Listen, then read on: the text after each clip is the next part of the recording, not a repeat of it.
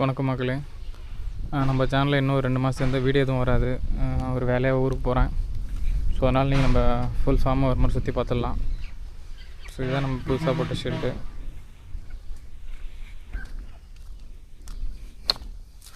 இந்த பெரிய ரூம் முன்ன சொன்ன மாதிரியே பார்த்தீங்கன்னா முட்டுறதுக்காகவும் அப்புறம் இந்த 2 மாதம் கம்ப்ளீட்டான கோழிஞ்சல் வச்சுருக்கிறதுக்கும் இந்த ரூம் நம்ம யூஸ் பண்ணிக்கிறோம். முட்டுறதுக்கு இந்த மாதிரி ஒரு செட்டப் தான் போட்டிருக்கோம். ஃபுல்லாக ஒரு கம்ப்ளீட் ஆகலை. இப்போ இந்த 3 இதில் மட்டும் தான் கோழி முட்டை விட்டுருக்கு.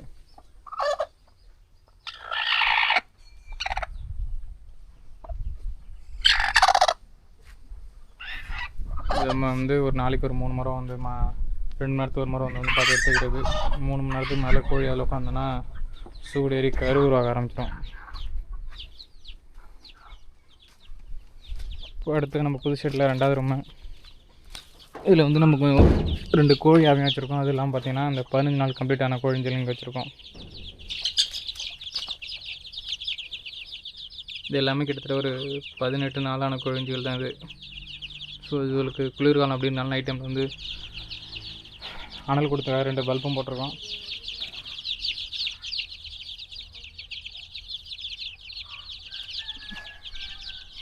இதில் கோழி ஆவியம் வச்சுருக்கோம். இந்த ஒரு கோழி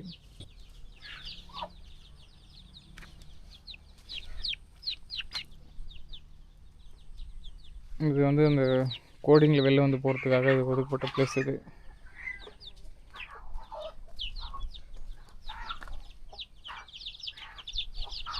பெரும்பாலும் கோழிங்களுக்கு ப்ரூடிங் பல்பு போகிறவங்க இந்த மாதிரி அந்த மேலே அந்த இரும்பு தக்கரமாக இருக்குது. ஒரு 30-40 ரூபாய்க்குள்ள தான் வாங்கி போட்டுங்க. நல்லாயிருக்கு.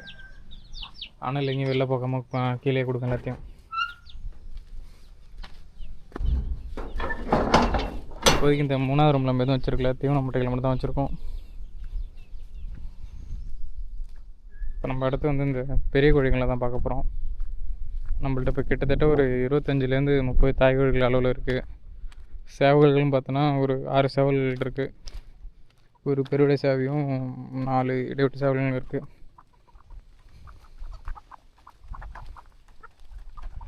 கோழிங்களுக்கெல்லாம் கல்லை தீவனம் போட்டுட்டோம். அதனால் இப்போ கோழிகள் கம்மியாக தான் பார்வைக்கு தெரியும்.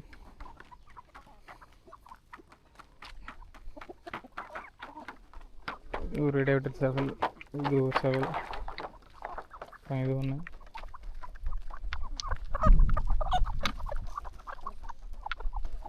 அப்புறம் இது ஒன்று பெருவிடை சேவல். பெருவிடையில் வெத்துக்கால் ரகம், கட்டுக்காலில் நிறைய பேர் வால் ஷைனிங் பெருவிடை மாதிரி தெரியல அப்படிங்கிறீங்க. வெத்துக்காலுக்கு வால் இந்த மாதிரி தான் இருக்கும். ரொம்ப கட்டுக்கால் சேவல் மாதிரி ரொம்ப தொங்காது கீழே.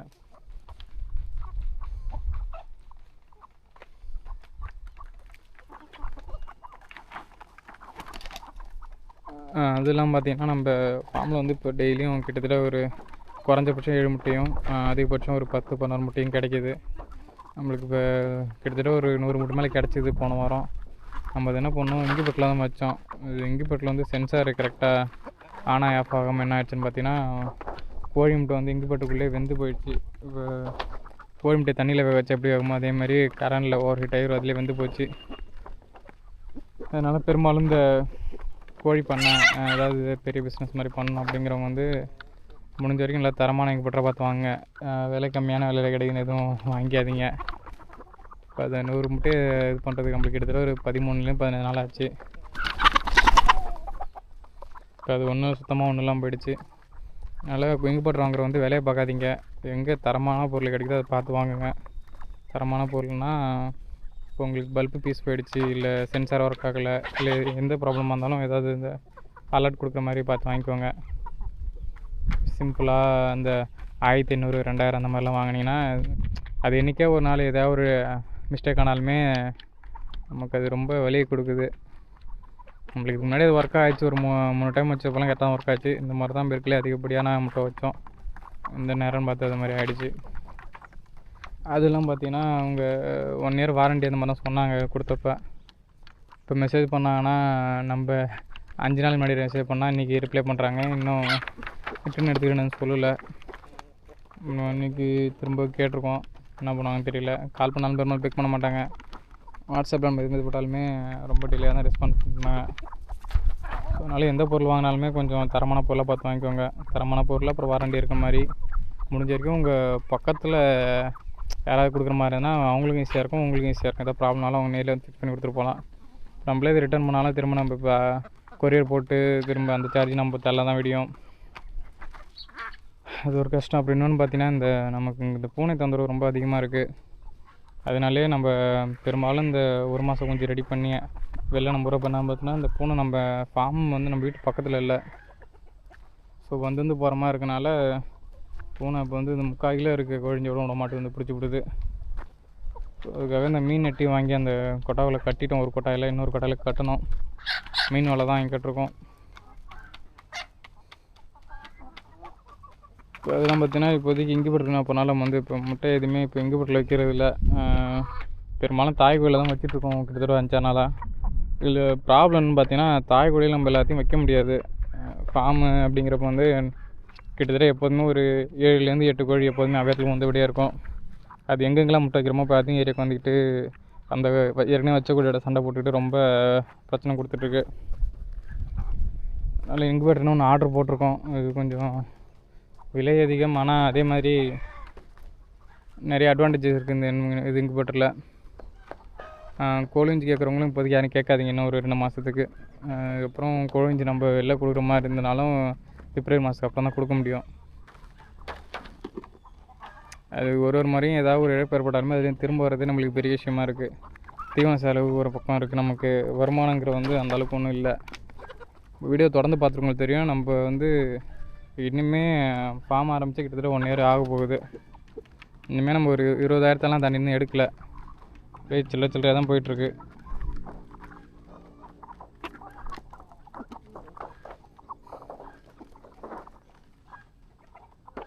பெரும்பாலும் இந்த கோழி பண்ண ஆரம்பிக்கிறவங்க வந்து உங்கள் வீட்டு பக்கத்துலேயே வச்சு பார்த்துற மாதிரி பாருங்கள், இல்லைனா அங்கே ஆள் ஸ்டே பண்ணுற மாதிரி பாருங்கள்.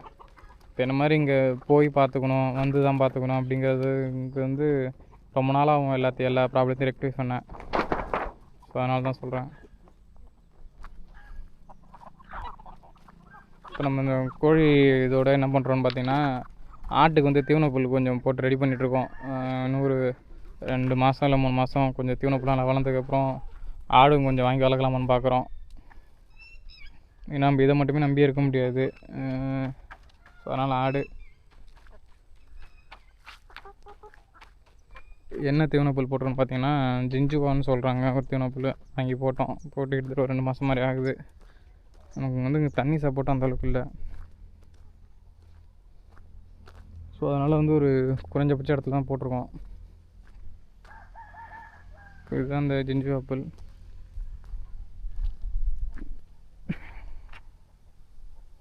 லைட்டாக வஞ்சி எடுத்து அதில் தான் 2 பக்கம் போட்டுருவோம். நம்ம பெரும்பாலும் யூடியூப்பில் சொல்கிறோம் எல்லாமே ஒரு வஞ்சிக்கு ஒன்று தான் போடணும் அப்படிங்கிறாங்க. நம்ம வஞ்சி லெஃப்ட் சைடில் ஒன்று, ரைட் சைடில் அந்த மாதிரி தான் போட்டுருவோம் ஃபுல்லாக. மாரி மாடு ஒன்று வாங்கி வளர்க்கலாம்னு பார்க்குறோம். ஏன்னு பார்த்தீங்கன்னா, இந்த அசலா பெட்டு 2 போட்டோம், அதெல்லாம் கரெக்டாக மெயின்டைன் பண்ண முடியலை மாட்டுச்சாணம் இல்லாமல். ஸோ அதுக்காகவே மாடு ஒன்று வாங்கினோம். மாடு வாங்கினாலும் அதுக்கு தீவன செலவு இருக்குது. ஸோ அதுக்காக தான் இந்த தீவன புல் எப்படி மாடு கூட சேர்ந்து கொஞ்சம் ஆடு வளர்க்கலான்ட்டு. இந்த ஜிஞ்சோ புல் வந்து நம்ம ஏற்கனவே விளைஞ்சதுலேருந்து எடுத்து இங்கே எக்ஸ்டெண்ட் பண்ணியிருக்கோம். நீங்கள் இந்த கரணைகள் பார்த்தா தெரியும். அப்புறம் இது பார்த்தீங்கன்னா வேலி மசால் போட்டிருக்கோம். வேலி மசால் அதே வாங்கிட்டு வந்து போட்டிருக்கோம். இது கொஞ்சோண்டு போட்டிருக்கோம்.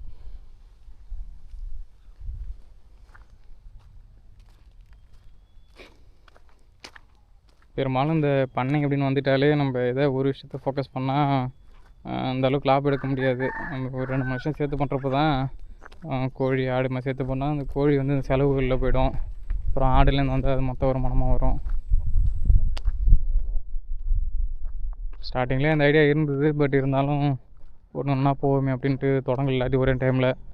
ஏன்னா ஆடுங்களுக்கும் இப்போ இந்த குளிர்காலம்லாம் பார்த்திங்கன்னா நிறைய ப்ராப்ளம் வருது, நோயெல்லாம் வருது. நம்மளுக்கு அதுலேருந்து அளவுக்கு நாலேஜ் இல்லை. ஸோ அதனால தான் இப்போ கோழியோடு இருந்தோம். இப்போ இதுக்கப்புறம் தான் அதுவும் கோழி பண்ண ஆரம்பிக்கிறவங்க வந்து ஆட்டு பண்ண ஆரம்பிக்கிறவங்க வந்து இல்லை தீவனத்தை ரெடி பண்ணுங்கள், அதுக்கப்புறம் ஸ்டார்ட் பண்ணலாம். தீவனம் இல்லாமலாம் ஆடுலாம் இது பண்ண முடியாது. கோழி கூட எப்படியாவது மேனேஜ் பண்ணிடலாம், ஆடெல்லாம் ரொம்ப கஷ்டம். இப்போ இந்த குறிப்பிட்ட ஏரியாவில் என்ன போட்டிருக்கோம் பார்த்தீங்கன்னா, மல்பெரி போட்டிருக்கோம். மல்பெரி நம்ம வந்து இந்த நாற்றை தான் வாங்கணும். ஒரு நாற்று 3 ரூபா அப்படின்ட்டு. இது போட்டும் கிட்டத்தட்ட ஒரு 10 நாள் இருக்கும். பெரும்பாலும் வச்சதுல எல்லாமே பொழைச்சிக்கிச்சு. மல்பெரியும் ஆட்டுக்கு போட்டால் நல்லா வளரும் அப்படிங்கிறாங்க. ஸோ அதனால தான் மல்பெரியும் போட்டிருக்கோம். இன்னும் கொஞ்சம் வந்து இந்த குட்டனை பேர் இல்லைன்னா இந்த கோவ7 என்னமோ சொல்கிறாங்க, அந்த மாதிரி இதை வாங்கி போடலான்னு பார்க்குறோம். கிட்டத்தட்ட ஏதாவது ஒரு 3லேருந்து 4 தீவனம் போட்டால் கொஞ்சம் நல்லாயிருக்கும் அப்படிங்கிறாங்க. நம்ம ஏற்கனவே 2 போட்டுட்டோம். இது வந்து முருங்கை பத்துலாம் வச்சுருக்கோங்க. முருங்கை பத்து வந்து இந்த கோழிங்களுக்கும் போடலாம், தலைங்களை. அப்புறம் ஆடு குட்டிங்க எல்லாம் ஆடு இதுக்கும் போடலாம் அப்படின்னு நட்டு வச்சுருக்கோம். தண்ணி வசதி கம்மியானால நம்ம எதுவும் இதுவாக பண்ண முடியல. கொஞ்சம் இடத்துல தான் எல்லாமே பண்ணிகிட்ருக்கோம்.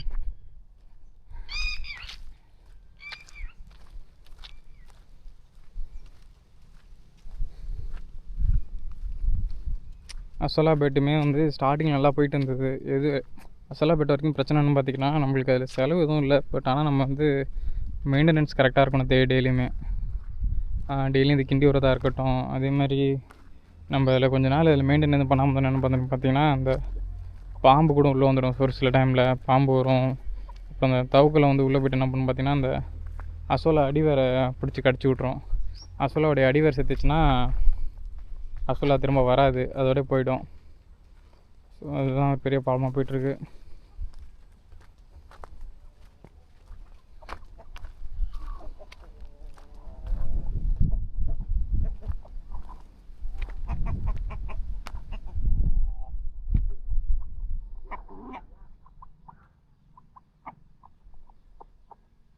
நம்ம வீடியோ புதுசாக பார்க்குறோம். நம்ம வந்து வீடியோவை லைக் பண்ணி சப்ஸ்கிரைப் பண்ணி ஷேர் பண்ணுங்கள்.